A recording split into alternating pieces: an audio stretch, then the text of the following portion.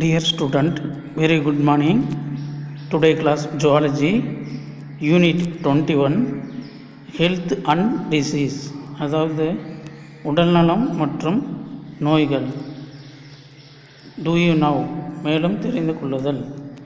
According to WHO recommendations, if the fasting blood glucose is greater than 140 milligram per deciliters or the random blood glucose is greater than 200 milligram per milliliters and more than 2 association diagnosis for confirming diabetes is essential. அதாவது WHOவின் அளவீட்டின்படி உணவு உண்ண நிலையில் இரத்த குளுக்கோஸின் அளவு 140 milligram பார் டெசிலிட்டரை விட அதிகமாகவும் அல்லது சீரற்ற இரத்த குளுக்கோஸ் அளவு 200 மில்லிகிராம் பார் டெசிலிட்டரை விட அதிகமாகவும் 2 சந்தர்ப்பங்களுக்கு மேல் காணப்பட்டால் டயாபிட்டிஸ் கண்டறிந்து உறுதிப்படுத்துதல் அவசியமானதாகும். The next topic, prevention and control of diabetes, நீரிழிவு தடுப்பு மற்றும் கட்டுப்பாடு. The diet, hypoglycemic drugs, insulin injection and exercise are the management options. Then based on the type and severities of the conditions, the overall goal of diabetes management then is to maintain normal blood glucose level. நீரிழிவின் மேலாண்மையானது அதன் வகை மற்றும் தீவிரத்தை பொறுத்து மாறுபடும். உணவு கட்டுப்பாடு, குறைந்த இரத்த சர்க்கரைக்கான மருந்துகள், இன்சுலினுக்கான ஊசிகள் மற்றும் உடற்பயிற்சி ஆகிய மேலாண்மை முறைகள் மூலம் இரத்த குளுக்கோஸின் அளவை சீராக பராமரிப்பதே நீரிழிவு மேலாண்மையின் ஒட்டுமொத்த குறிக்கோள்கள் ஆகும். The table is 21.1, differentiation between type 1 and type 2 diabetes mellitus. Factors. Type 1 insulin dependent diabetes mellitus, அதாவது IDDM. Type 2 non insulin dependent diabetes mellitus, NIDDM. Factors on the prevalence. Type 1 10 to 20%, type 2 80 to 90%. Second, age of onset. Juvenile onset 20 years, type 1. Type 2 maturity onset 30 years, அதாவது இளம்பருவத்தில் தொடங்குகிறது. 20 வயதிற்கு குறைவானோர், வயதானவரில் காணப்படுகிறது. 30 வயதிற்கு மேற்பட்டவர் தொடங்கும் பருவம். Next, body weight, உடல் எடை. Type 1 normal are under wait, சாதாரண உடல் எடை அல்லது எடை குறைதல். டைப் 2 ஒபீஸ், உடல் பருமன், குறைபாடு, defect. Type 1 insulin deficiency due to the destruction of beta cells. Type 2 target cells to respond to insulin. Beta செல்கள் அழிவதால் இன்சுலின் பற்றாக்குறை ஏற்படுகிறது. இலக்கு செல்கள் இன்சுலினுக்கு பதில் வினை புரியாமல் இருப்பது. The next treatment, சிகிச்சை. Type 1 insulin administration is necessary. Type 2 can be controlled by diet, exercise and medicine. இன்சுலினை எடுத்துக்கொள்ளுதல் அவசியமாகிறது. உணவு, உடற்பயிற்சி மற்றும் மருந்துகளால் கட்டுப்படுத்தப்படுகிறது. டயட்டரி மேனேஜ்மெண்ட், உணவு கட்டுப்பாட்டு மேலாண்மை. The low carbohydrate and fiber rich diet. Low carbohydrate and fiber rich diet are more appropriate. The carbohydrate should be taken in the form of starch and complex sugar. குறைவான carbohydrate மற்றும் நார்ச்சத்து மிக்க உணவுகள் மிகவும் பொருத்தமானவை. கார்போஹைட்ரேட்டுகள் ஸ்டார்ச் மற்றும் சிக்கலான சர்க்கரை வடிவத்தில் எடுத்துக்கொள்ளப்பட வேண்டும்.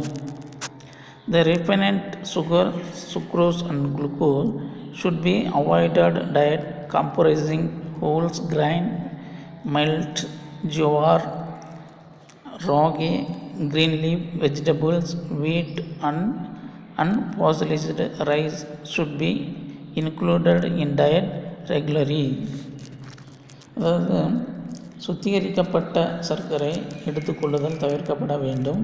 நாள்தோறும் முழு தானியங்கள், சிறு தானியங்கள், சோளம், கம்பு, கேழ்வரகு, கீரை வகைகள், கோதுமை மற்றும் தீட்டப்படாத அரிசி போன்றவற்றை உள்ளடங்கியதாக உணவு முறை அமைய வேண்டும். The carbohydrate is maintained to about 50 to 55% of the total calories.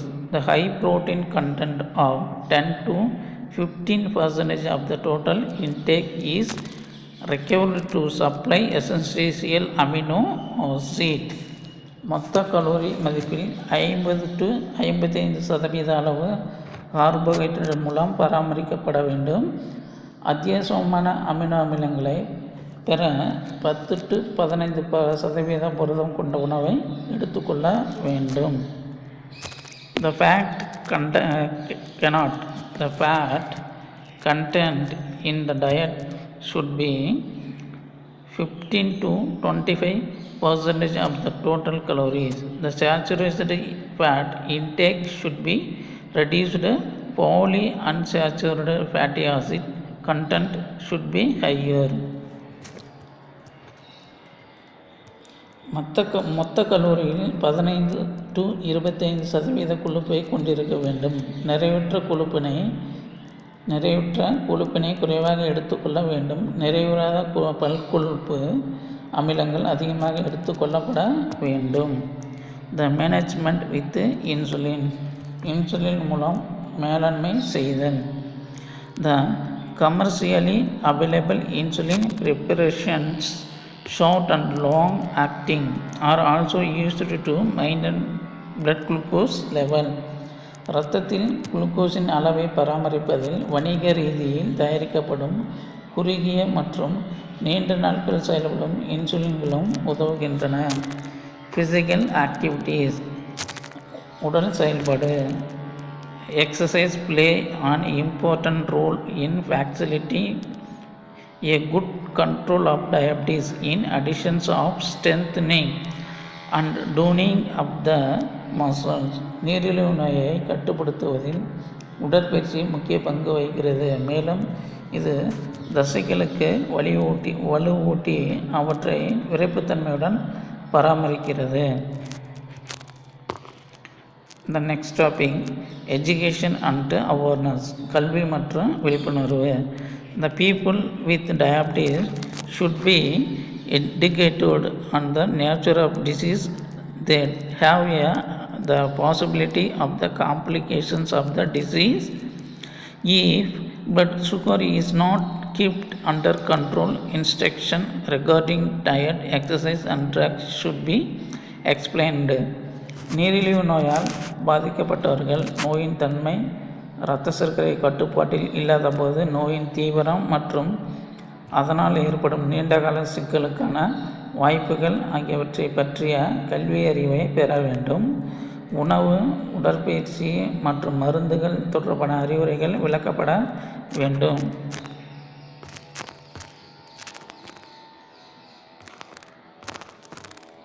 இன்ஃபோபிட் தகவல் துணுக்கு.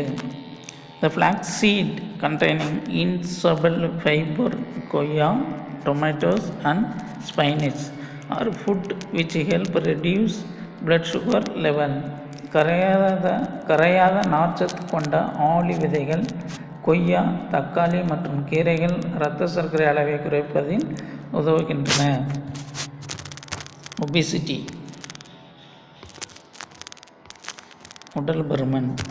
The obesity is the state in which there is an accumulation of excess body fat with an abnormal increases in body weight.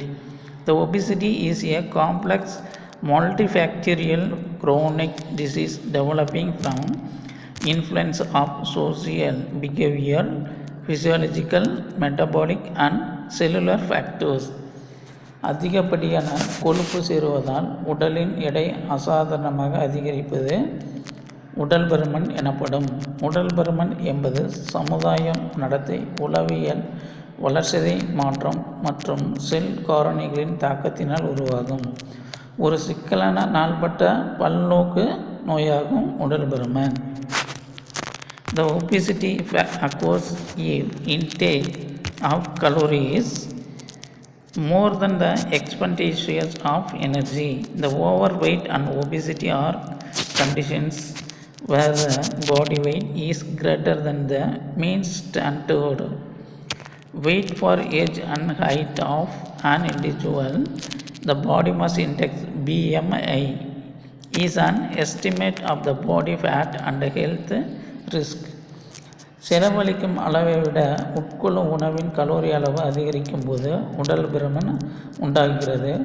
ஒருவரது வயது மற்றும் உயரத்திற்கு ஏற்ற சராசரி நிலையான எடையை விட அதிகரிக்கும் போது உடல் பருமன் மற்றும் எடை அதிகரித்தல் காணப்படும். உடலில் கொழுப்பு அளவு மற்றும் நலம் சார்ந்த ஆபத்தினை உடல் பருமன் குறியீட்டை கொண்டு அளவிடலாம். BMI weight kilogram, height m²2 metre, உயரம் m²2. More to know. The every 7 calories of excessive consumption leads to the 1 gram fat deposed and increase in body weight. The weight due to the fat in adipose tissues exceed more than 20% to 25% of the body weight. An adult weighting 10% more than standard weight is overweight and 20% more is obesity.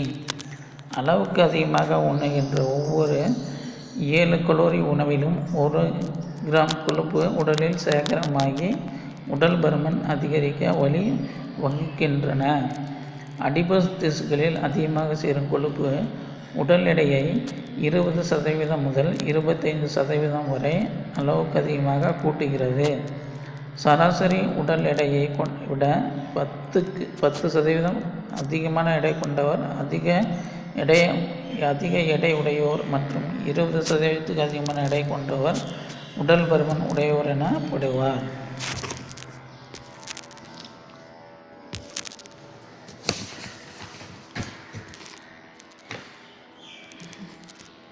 Causes and risk factors.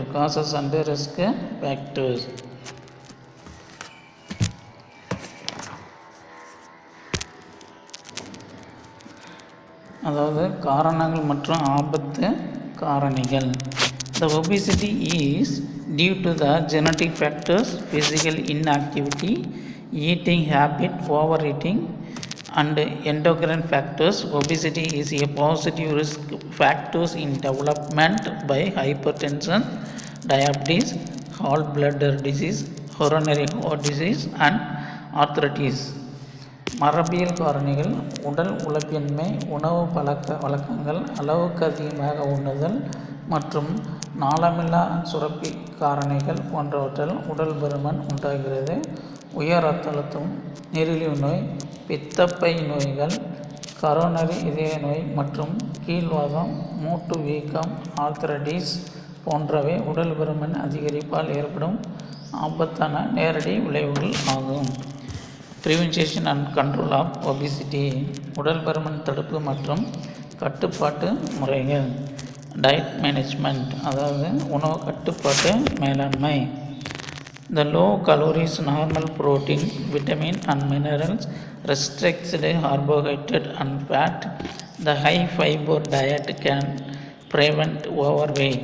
The calorie restriction for weight reduction is safe and most effective. உணவு கட்டுப்பாட்டு மேலாண்மை. குறைந்த calorie, இயல்பான புரதம், வைட்டமின்கள், கனிமங்கள், கட்டுப்படுத்தப்பட்ட carbohydrate, கொழுப்பு, அதிக நார்ச்சத்து மிக்க உணவுகள் போன்றவை உடல் எடை அதிகரிப்பதை தடுப்பவைகளாகும். உடல் எடை குறைப்பில் கலோரி கட்டுப்பாடு பாதுகாப்பானதாகவும் மிகவும் பயனுள்ளதாகவும் காணப்படுகிறது. ஃபிசிக்கல் எக்ஸசைஸ் உடற்பயிற்சிகள். A low calories diet accompanied by moderate exercise will be effective in causing weight loss. Meditation, yoga and physical activities can also reduce stress related to overeating. மிதமான உடற்பயிற்சியுடன் கூடிய குறைந்த கலோரி உணவு உடல் எடையை குறைப்பதில் திறன்மிக்கதாக விளங்குகிறது. மன அழுத்தம் காரணமாக அதிகப்படியான உணவு உட்கொள்ளுதலை தியானம், யோகா மற்றும் உடல் உழைப்பின் மூலம் குறைக்க முடியும்.